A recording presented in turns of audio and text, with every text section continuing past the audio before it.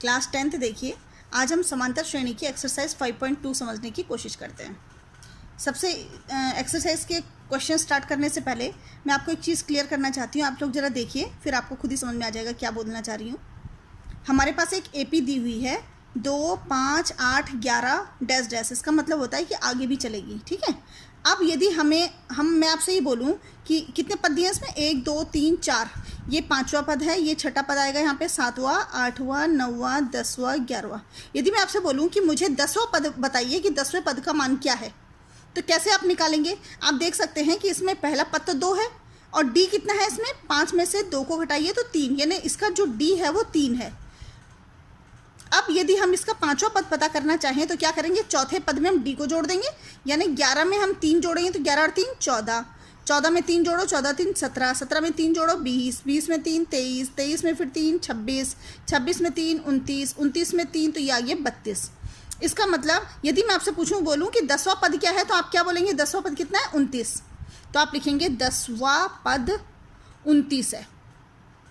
इसी तरह से 11वां पद कितना है, 32। यदि मैं आपसे बोलूं कि 20वां पद निकालिए तो आप उसे भी निकाल सकते हैं, आराम से निकाल लेंगे। लेकिन इस तरह से आपको पूरी प्रोसेस करनी पड़ेगी। मतलब 20वां पद निकालने के लिए आपको पहले 11, 12, 13, 14, 15, 16, 17, 18, 19 पद तक निकालना पड़ेगा, तब आपको 20वां पद निकलेगा। डायरेक्ट आप जंप नहीं मार सकते। इसी तरह से यदि मैं आपसे बोलूँ, यहाँ तक तो आप इजीली कर लेंगे, शायद आप 30 पद तक भी निकाल लेंगे, 40 पद भी निकाल लेंगे, 50 भी निकाल लेंगे, लेकिन लगेगा क्या, इसमें हमारा बहुत समय लगेगा। सवाल तो हम कर लेंगे, पद भी हम निकाल लेंगे, पद का मान निकाल लेंगे, लेकिन समय बहुत ज़्यादा लगेगा जो बहुत कीमती है। यदि मैं आपसे बोलूं कि 110वां पद निकालिए, इसे भी आप निकाल लेंगे, लेकिन इसमें देखिए कितने घंटे आपके बर्बाद हो जाएंगे। इस टाइम को बचाने के लिए क्या किया जा सकता है, इसे समझने के लिए पहले एक चीज़ और समझिए। यदि मैंने आपसे बोला 5, 17, 29, 41, इस तरह की आपको एक समांतर श्रेणी दूसरी दी हुई है। इसमें आपको देखिए, यहाँ पर तो बहुत आसान था कि इसमें डी जो था वो 3 था, तो 3 3 हमने जोड़ना था, लेकिन यहाँ पर डी कितना है, 17 में से 5 गए तो कितना हो जाता है भाई। डी कैसे निकालते हैं, दूसरे पद में से पहला पद निकालते हैं, घटा देते हैं, तो 17 में से हम 5 को हटाएंगे नहीं 12, तो हमारा डी बहुत बड़ा है। बड़ा है तो हमें ज़्यादा अंक जोड़ने पड़ेंगे। जैसे हमें 4 तो पद दिए हैं, लेकिन 5वां पद निकालने के लिए हमें इस 41 में 12 जोड़ना पड़ेगा, तो थोड़ा जोड़ने में भी तो टाइम लगेगा। तो 2 और 1 3, 4 और 1 5, 53 हो गया। छठा पद निकालने के लिए हमें 53 में फिर कितना जोड़ना है, 12। 53 में 12 जोड़ेंगे 65 आ जाएगा, फिर 65 में 12 जोड़ेंगे तो ये हो जाएगा आपका 77। 77 में आप 12 जोड़ेंगे तो आ जाएगा 89। 89 में फिर 12 जोड़ेंगे, तो इस तरह से देखिए थोड़ा टाइम लग रहा है, इसमें समय और ज़्यादा लग रहा है। यदि हम इस तरह से निकालें कि पहला पद है आपका 7, दूसरा पद है आपका 4, तीसरा है आपका 1, फिर आपका -2। इस तरह से यदि हम पद निकालना इसका आगे मान निकालना शुरू करते हैं, और मैं तुमसे केवल यही बोलूं कि बेटा इसका 10वां पद निकालिए, इसी में आपको टाइम लगेगा। क्यों, क्योंकि यहाँ पर जो डी होगा, डी बराबर 4, 4 में से आपने 7 घटाया तो -3, ये डी -3 है। आपने अंक में माइनस वाली संख्या जोड़ती जाना है, यानी इसमें समय और ज़्यादा लगना है। कर तो आप लेंगे, आप 1000वां पद भी निकाल सकते हैं, लेकिन इसमें समय बहुत ज़्यादा लगेगा। इस समय को बचाने के लिए हम एक सूत्र का उपयोग करेंगे, जो सूत्र होता है nवां पद। n मतलब वो वाला पद जो हम निकालना चाहते हैं, तो nवें पद का मान, ये सूत्र आप बताइए। देखिए इसका मान कैसे निकालेंगे, इसका मान निकालने का सूत्र होता है a + n-1 × d। ये an मतलब n मतलब वो पद जिसका आपको मान निकालना है, वो an हो गया। इसमें a प्रथम पद है, n पदों की संख्या है जिस भी पद को आप निकालना चाहते हैं, और उसमें से आप 1 को घटा देंगे, और d यानी आपका सर्वांतर। तो ये एक सूत्र होता है। ये कहाँ से निकलता है, ये निकलता है आपका जो समांतर श्रेणी का व्यापक रूप होता है, वहाँ से निकलता है। मैं पिछले वीडियो में आपको समझा चुकी हूँ कि समांतर श्रेणी का व्यापक रूप क्या होता है। भाई सबसे पहले हम क्या लिखते हैं, a प्रथम पद, फिर हम उस प्रथम पद में d को जोड़ देते हैं, सर्वांतर जोड़ते हैं, फिर जो अगला पद निकालेंगे वो इसी में हम d को जोड़ते हैं, यानी कि a + d + d यानी 2d हो जाएगा। फिर अगला क्या हो जाएगा, a + 3d। इस तरह से निकलते जाएंगे।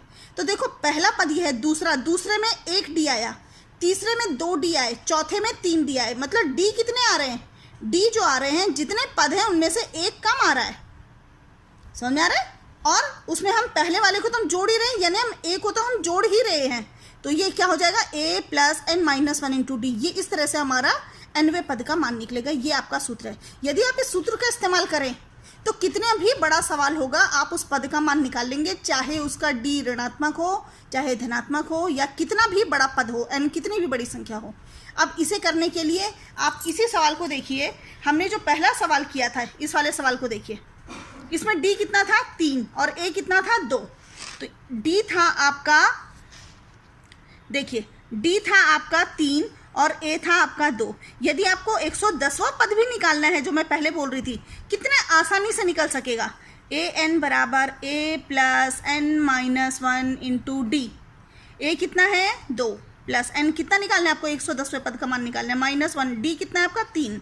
सीधे से 2 धन 110 में से 1 गया तो 109, और इसको आपने 3 से गुणा कर देना है। तो सिंपल सी बात है, 2 धन इसको गुणा कर दीजिए, 9 3 27, 3 एकम 3, इसमें आप जोड़ दीजिए, ये हो गया आपका 329। ये आपका 110वां पद निकल गया।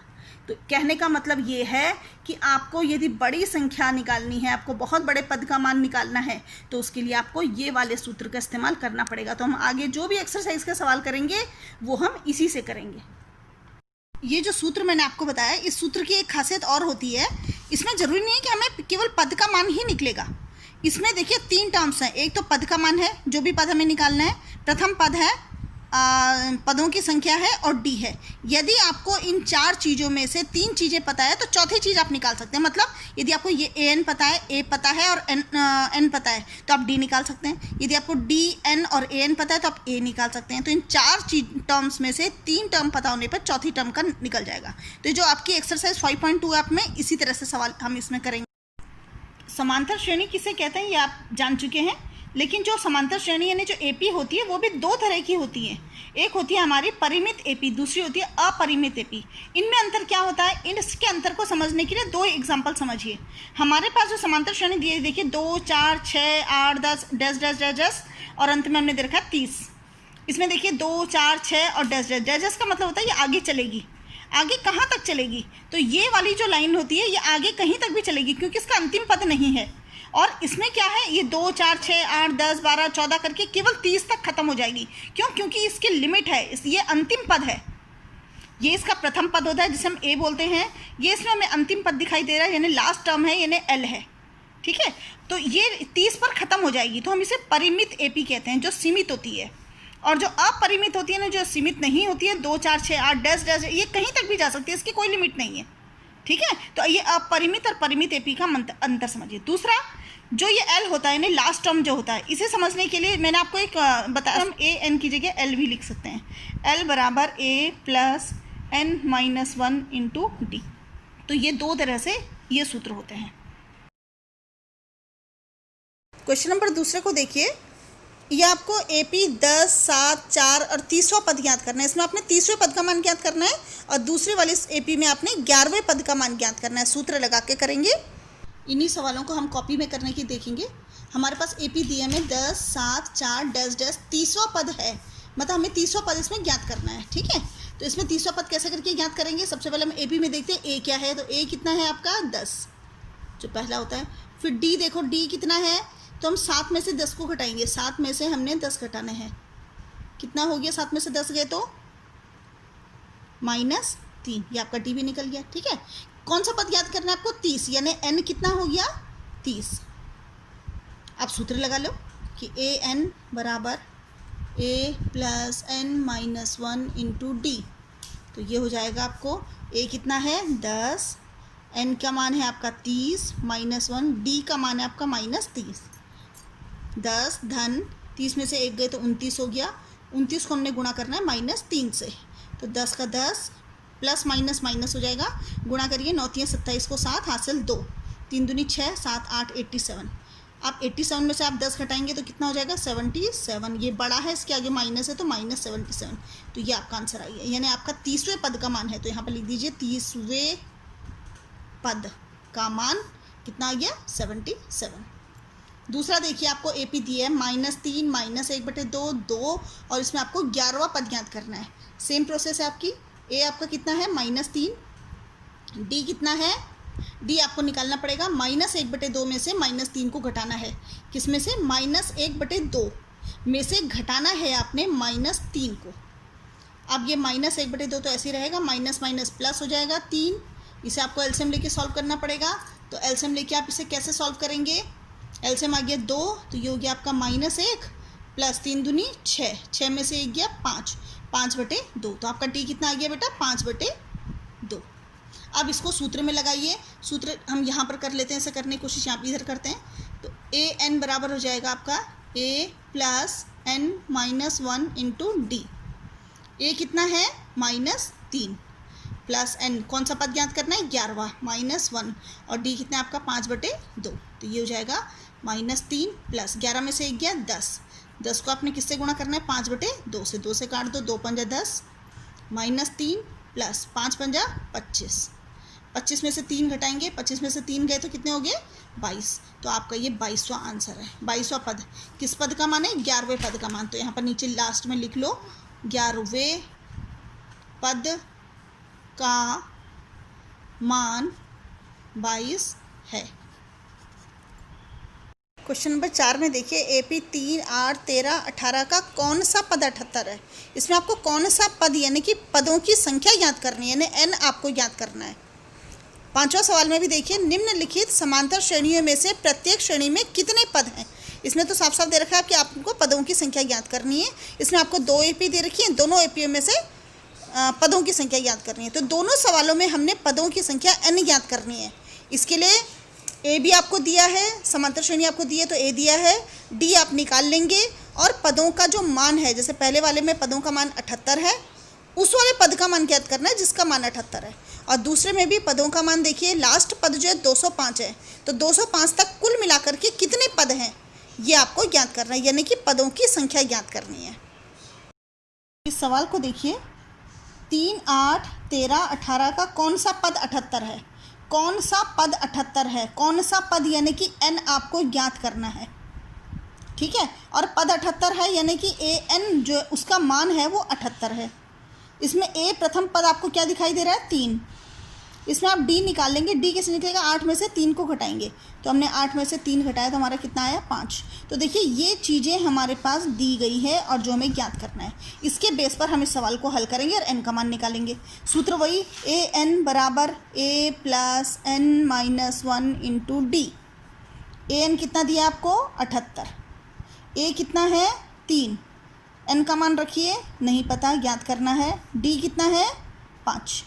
इसको हमने हल करेंगे। इसे हल करने से पहले देखा करिए, जो ये बराबर से पहले भी है, बराबर के बाद भी संख्या है, जो बाद में है उसे पहले ले आइए, यानी ऐसे करिए 78, इसको जब आप इधर ले आएंगे तो -3 हो जाएगा। अब बराबर के पास क्या बचता है? n-1 × 5। ये इस तरीके से थोड़ा सा ईजी होता है। 78 में से 3 गए तो ये आपका आ गया 75 बराबर n-1 × 5। अब n-1 को इधर ही रहने दो, ये जो 5 है ये बटे में आ जाएगा, तो ये हो जाएगा आपका 75/5 बराबर 5 से काटिए, 5 एकम 5, 5 पंजा 25, यानी आपका ये इसे आप पलट के आपका आया है 15 बराबर n-1, ठीक है। n को इधर ही रहने दो, 15 इधर है ही है, इस -1 को इधर ले जाइए, +1, तो आपका n बराबर क्या हो गया? 16। तो ये लिखिए n बराबर 16।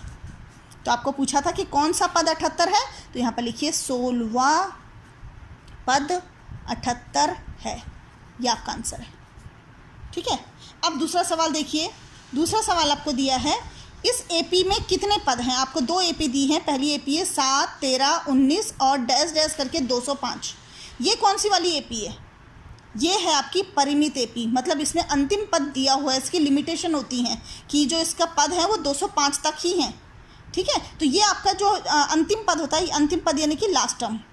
तो यहाँ पर आपको क्या क्या चीज़ें दी हैं वो लिखिए। सबसे पहले प्रथम पद आपको दिया है 7, D निकाल लीजिए, 13 में से 7 गए, 13 में से 7 घटाने हैं तो ये आपका आ गया 6, ठीक है। अंतिम पद आपको कितना है? 205। तो L आपको दिया है 205, और निकालना क्या है? कितने पद हैं, यानी n आपको याद करना है, ठीक है। ये चीज़ समझ में आ गई। अब लगाइए सूत्र। सूत्र आप कौन सा वाला लगाएंगे? जब अंतिम पद दिया है तो अंतिम पद वाला सूत्र लगाइए, यानी L बराबर a + n-1 × d। L कितना दिया है? 205 बराबर a कितना है? 7। n आपको याद करना है और d आपका दिया है 6। वही तरीका 205, इस 7 को इधर ले आइए, -7 बराबर n-1 × 6। 205 में से यदि आप 7 घटाते हैं तो 198 198 आ गया, माइनस n-1 इंटू 6, ये 6 को बटे में ले आइए तो 198 हो गया बटे 6 बराबर n-1। काट दीजिए इसे, 6 3 18 और 6 3 18, 33 आ गया। तो ये आपका 33 बराबर n-1। इसे आगे कैसे हल करेंगे? 33 तो इधर ही रहने दीजिए, ये जो -1 है ये इस साइड आ जाएगा तो +1 हो जाएगा बराबर n। तो 33 और 1 34, यानी आपका n बराबर आ गया 34। तो आपसे पूछा था कि इसमें कुल कितने पद हैं, तो कितने पद हैं? कुल पद 34 हैं, तो ये आपका आंसर हो गया।